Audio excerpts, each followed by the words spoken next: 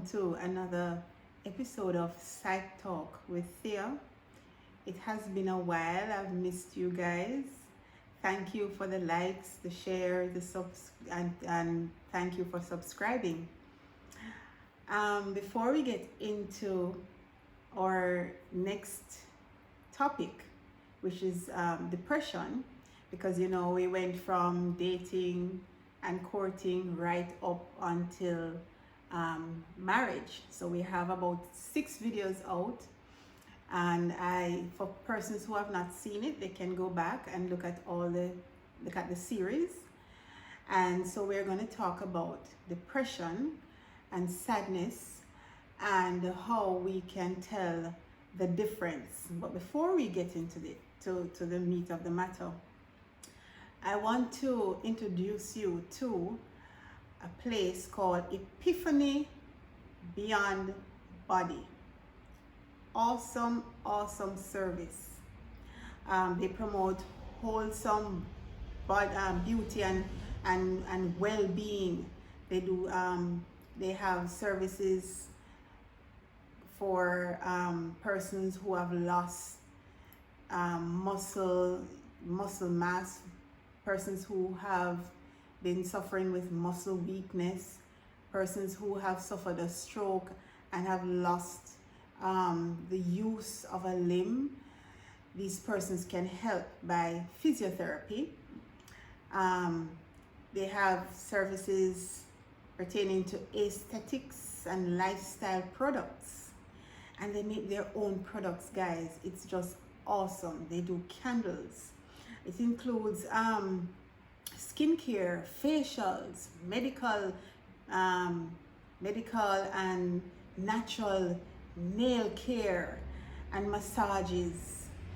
And the line of products includes soy wax candles, massage body oils, skincare products, and satin line wraps. And wraps are in nowadays, like for us ladies, when our hair needs to be done and we need to do something fancy with it, we can always use one of those wraps. So in my next video, I'll be showing you some of those wraps and oils and stuff like that. But they are awesome. And you can reach them at 876-314-3959. That's 876-314-3959, and that's Epiphany Beyond Body. You won't regret it, guys. Trust me, they're awesome. The products are good, really good. So we are going to talk about depression, and the overview is what is depression. We're going to talk about the symptoms, how to know if you are depressed as opposed to being sad, and we're going to look at what the diagnostic manual says, and what is the difference between stress and depression, and what is and the parts of the brain that are affected when you are depressed. So what is depression? Depression is a mood disorder. It is common, and it ranges from mild to severe, and there are several types of depression. And since the COVID pandemic, this word is been going around quite often. Persons, because of the lockdown, they feel depressed, and sometimes it's not really depression, it's really sadness. And then you have persons who are really depressed, and so it is important for us to know whether it's depression or it is just being sad. So what are the symptoms though of depression? Those who suffer from depression experience persistent feeling of sadness all the time for a long period of time, for weeks, sometimes months. And they feel a sense of hopelessness, a sense of impending doom. It's as though if a person was depression, they would look, it is like a dark cloud hanging over you all the time. It doesn't matter what you do or where you go. They lose interest. They lose interest in activities that they once enjoyed. And this is called anhedonia. Physical symptoms such as chronic pain or digestive issues. So how do you know if you have depression? Now, the formal diagnosis from the DSM manual, and this is a manual that the therapists and the clinical psychologists use. While you might have an idea that you are depressed based on how you are feeling, this needs to be confirmed by a mental health professional, like a psychotherapist. The psychotherapist specializes in using psychological methods rather than medical means to treat mental disorder. Or a psychiatrist, and the psychiatrist specializes in the branch of medicine concerned with the diagnosis and treatment of mental illnesses. Now, the individual must be experiencing 5 or more symptoms during the same 2-week period, and at least one of the symptoms should be either depressed mood or loss of interest in pleasures. So during a period of, if the person experiences 5 or more of the symptoms that I'm going to name right now, then they need to look into it. But I should tell you that not just to say, okay, I have these 5 symptoms, I must be depressed. Oh Lord, I'm depressed.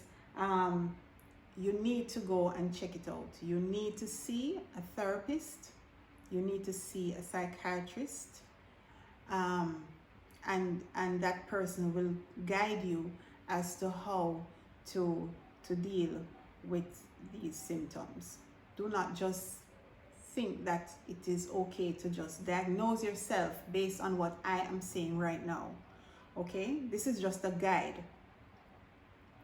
Now, one of them is the depressed mood most of the day, nearly every day, markedly diminished interest or pleasure in all or almost activities most of the day, nearly every day. Significant weight loss when not dieting or weight gain, or decrease or increase in appetite nearly every day. A slowing down of thought and a reduction of physical movement observed by others. So your friends might see you just tagging yourself along, like you just cannot be bothered with life. You're slumping, you just seem as though there's just this heaviness on you. Okay? And significant weight loss when you're not dieting, or it can be an increase in appetite, because when persons are depressed or when persons are sad, some persons tend to eat a lot. They just continue to munch, and in other cases you have persons who don't eat, who lose appetite. So this is one of the things that you can look out for. Fatigue or loss of energy nearly every day, feelings of worthlessness or excessive inappropriate guilt nearly every day, and you're just guilty about everything. You feel guilt. You ruminate over things. If you are working throughout the day, when you get home, you are thinking of the entire day, what went wrong, all the things that went wrong, and you think about it, and that's called rumination. When you think about everything that has already happened, and you put negative a negative spin to it. Okay? Diminished ability to think or concentrate, or indecisiveness nearly every day. Recurring thoughts of death. Recurrent thoughts of death without a specific plan, or a suicidal attempt, or a specific plan for completing suicide. So you're thinking of death not necessarily because you want to complete suicide, but you don't have a specific plan. Okay? And then there are others who particularly they have a specific plan and plan to take their lives. This is how severe it can become. Now, what is the difference between stress and depression? Stress symptoms is that you worry, you are anxious, you are nervous. And worry, I should point out that when you worry, you are thinking about the future. When you worry, you think about the future. But when you ruminate, you are thinking about the past, right? What has already happened. So the stress symptoms are worry, anxiety, nervousness, difficulty sleeping. You're worrying about next day, you're worrying about the exams, you're worrying about work, and you're worrying about that interview. That can cause stress. Problems concentrating, a change in eating habits, mood swings, tension, headaches.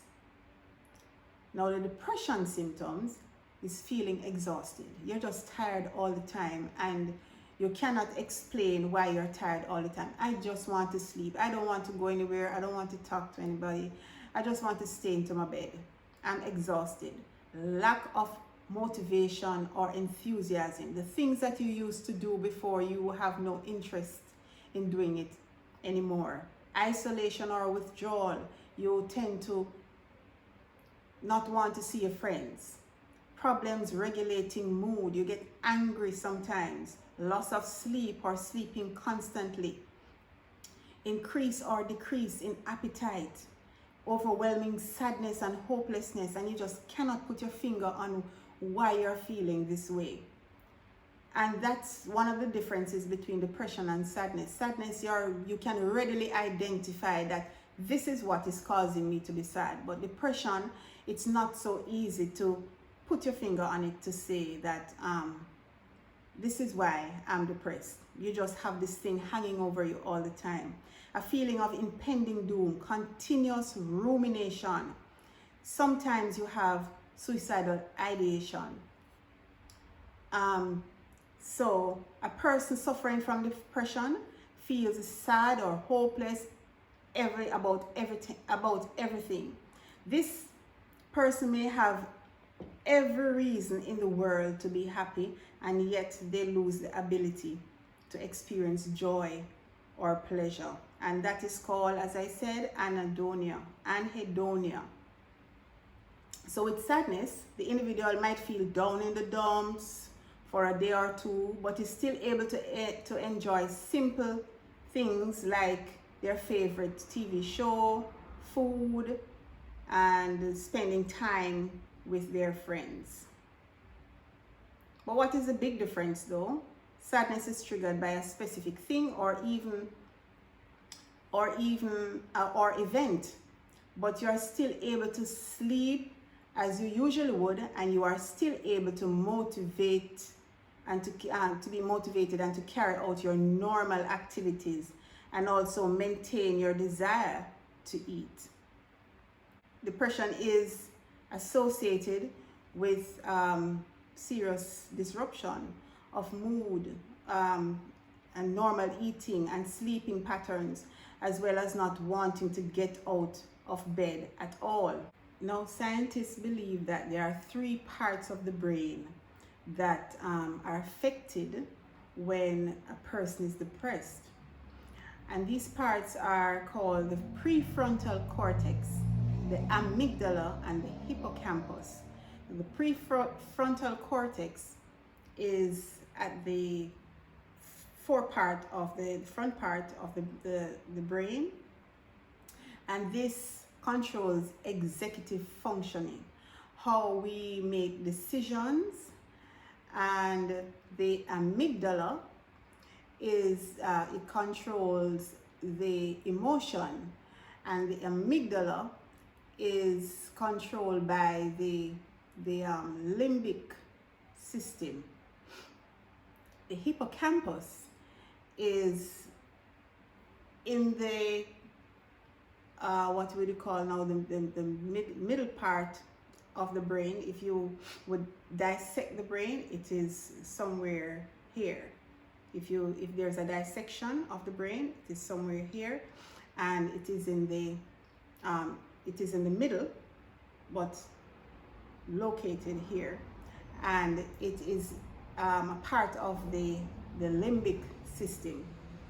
Now the hippocampus controls it controls direction. So if it helps you to find your way home, find your way to work, to navigate the streets, that is what the hippocampus deals with. So it's the prefrontal cortex, the amygdala, and the hippocampus that are affected based on research. This is what science says. Now, in the event you think that you might be suffering with depression, I'd suggest that you see a therapist. You should also know your triggers. What triggers your depressed mood? All right. If you are having a down day and you can afford to just be home and you feel a little better being home, have your down day. Don't deny it. Let yourself feel the emotions and try to avoid self-medicating and try to get help instead. All right? Journaling. When you're depressed, it is very hard to do anything at all. It's hard to get up. So I'm not going to trivialize depression. For persons who are suffering with depression, it is really, really very hard. And for persons, it is harder for persons anything to do, for them to do anything at all when they are depressed. The simplest thing becomes a burden. It's a mammoth task.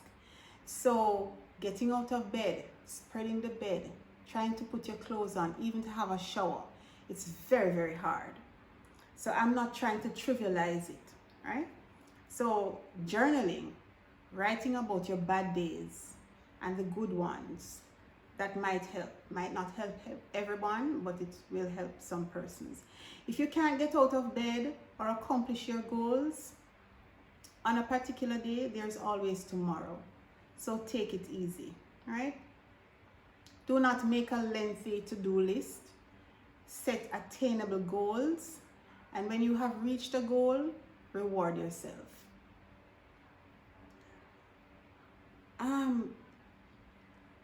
For persons who are depressed, there are things not to say, right, to them. Please do not say these things to them. We all get depressed sometimes. Snap out of it. Stop throwing pity party for yourself. Stop feeling sorry for yourself. Things aren't all that bad. Do you know how many people would like to be in your position right now? That's not helping. Depression is what it is. It's depression, right? So please never trivialize what a person is feeling, okay? There are helpful things to say to someone who is depressed. Telling them that you care, right? Remind them that you are there for them. Ask them how you can help them. Encourage them to see a doctor. Ask them if you would like, if they would like to talk. Maybe they don't want to talk, right? So don't push them to talk. Don't keep asking them what's wrong if they don't want to talk. Assure them that they are not weak and they are not defective. Okay? But one thing you should note though, please, sometimes all the right things that you say and to your friend will still make them upset because of their depressed mood. It's nothing personal. Okay? Everyone is different, and so we are to keep that in mind. Being angry and upset is the nature of depression, right? So try not to take it personally if a person respond in anger. Okay? So thank you very much for listening. Thank you for watching. Thanks again for subscribing. Take care. See you soon. Love you guys.